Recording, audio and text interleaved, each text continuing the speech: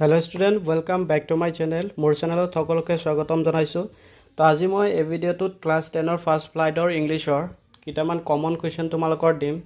যেকেটা question তোমালোকৰ 2027 বৰ্ষৰ matric পৰীক্ষাৰ বাবে খুবেই প্ৰয়োজনীয় আৰু দৰকাৰী কোৱেশ্চন ইম্পৰ্টেন্ট কোৱেশ্চন আজি আমি এই ভিডিওটোত দিম তো তোমালোকৰ কিতাপবোৰ উলিয়াই লবা আৰু চিন দি লবা কোনকেইটা প্ৰশ্ন তোমালোকৰ বাবে ইম্পৰ্টেন্ট সো এই চেপ্টাৰটো তোমালোকে বাহিৰ কৰি লোৱা a letter to god so এই চেপ্টাৰটোৰ পৰা তোমালোকৰ টোটাল 4 মাৰ্ক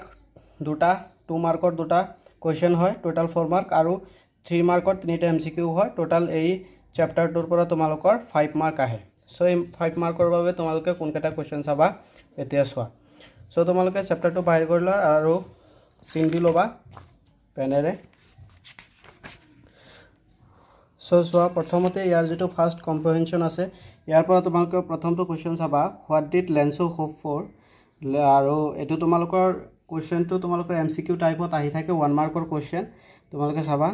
সো ইয়াৰ পিছত তোমালোকে 2 মাৰ্কৰ কোৱেশ্চনটো চাবা হোৱাই did Lencho say the rain drops will like new coins অৰ্থাৎ লেন্সই ৰেইন ড্ৰপস অৰ্থাৎ বৰষুণৰ টোপালবোৰক কিয় নতুন মুদ্ৰাৰ সৈতে তুলনা কৰিছিল বা নতুন মুদ্ৰা বুলি কৈছিল এই কোৱেশ্চনটো তোমালোকে চাবা তাৰ পিছত 4 নম্বৰ কোৱেশ্চনটো চাবা what were Lencho's feeling when the hail stopped অৰ্থাৎ লেন্সৰ অনুভৱ কেনেকুৱা আছিল যেতিয়া বৰষুণ জাক এৰিছিলে সো এইকেটা কোৱেশ্চন তোমালোকে চাবা এটো 2 মাৰ্কৰ কোৱেশ্চন হ'ব পাৰে বা 2 নম্বৰ যেটো আছে এটো তোমালোকৰ 2 মাৰ্কৰ কোৱেশ্চন হ'ব পাৰে তোমালোকে চাবা ইয়াৰ উপৰি তোমালোকে এই বস্তুবিলাক চাবা ভিতৰৰ বস্তুবিলাক যিবিলাকৰ পৰা তোমালোকৰ এমসিকিউ হ'ব পাৰে for an hour the hail rain on the house এটো কোৱেশ্চন হ'ব পাৰে তোমালোকৰ কিমান ঘণ্টা how long the hail rained so এটো তোমালোকৰ কোৱেশ্চন হ'ব পাৰে কিমান সময় বৰষুণ জাক আছিল for 1 hour সো এটো তোমালোকে মনত ৰাখিবা তাৰ পিছত এই বস্তু তোমালোকে মনত ৰাখিবা the field was white as if covered with salt অৰ্থাৎ পথাৰখন এনেকুৱা লাগিছিল যেনেবা নিমখৰে ঢাক খাই আছে সো এটো তোমালোকৰ এমসিকিউ টাইপত কোৱেশ্চন আহিব পাৰে নাইবা 1 মাৰ্কৰ কোৱেশ্চন আহিব পাৰে এটো তোমালোকে ভালদৰে চাই থবা তাৰ পিছত এটো চাবা লেন্সৰ soul was filled with sadness so এটো তোমালোকৰ কোৱেশ্চন 2 মাৰ্কৰ হ'ব পাৰে লেন্সৰ soul was filled with sadness why so এটো তোমালোকৰ অপমা বহলকে 3-4 লাইনত লিখিব লাগিব যেটো তোমালোকৰ 2 মাৰ্কৰ কোৱেশ্চন হ'ব পাৰে এটো তোমালোকে চাবা সো ইয়াৰ পিছত এই বস্তুটো চাবা লেন্সো was an ox of a man working like an animal in the fields অৰ্থাৎ লেন্সো এজন এনেকুৱা মানুহ আছিল যি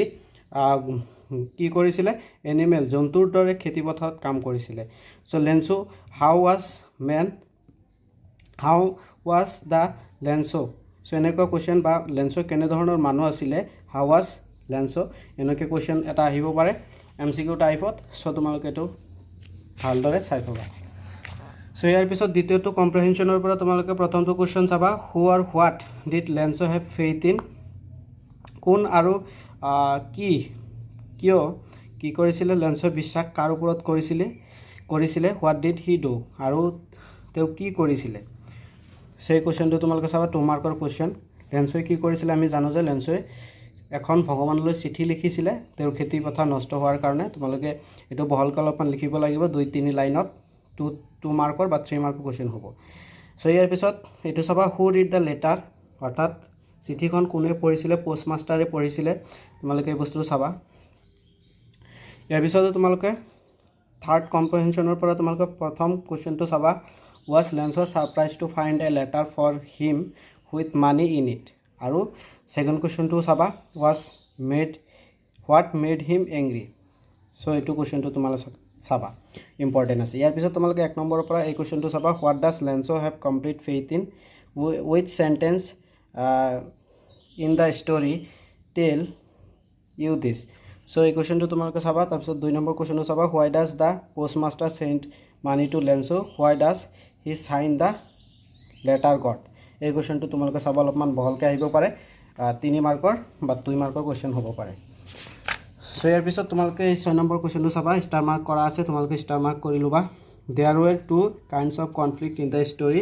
between human and nature and between human themselves how are the conflict illustrated অৰ্থাৎ এই কাহিনীটোত কি হৈছে দুটা বস্তু প্ৰতিফলিত হৈছে এটা হৈছে